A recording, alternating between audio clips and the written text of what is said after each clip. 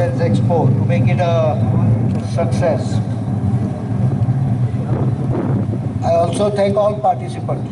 The participation was beyond our expectations. 1035 is a number which exceeded our estimate by almost 20-25%. Maybe Goa has something to do with it, or maybe Make in India program declared by us has something to do with it.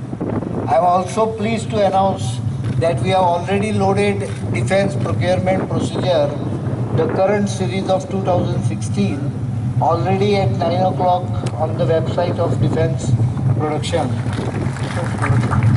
Network for its own need as well as exports. Technology is changing almost every year, and India is one country which has got a huge pool of engineers and technology people who can convert many of the requirement of defense force into actual production.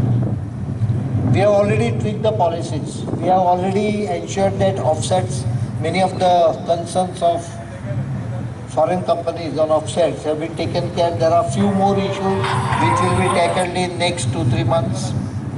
We have already ensured that the transparency is more, but at the same time, the procurement takes place in faster speed, which you will realize through defense procurement procedure. We have introduced a new top priority category called as Indian Designed, Developed and Manufactured, IDDM category, which also should encourage local industry. For Make in India, FDI levels have been increased to 49% through automatic route, and even higher percentage can be considered. This Defense Expo probably will also display what India can do.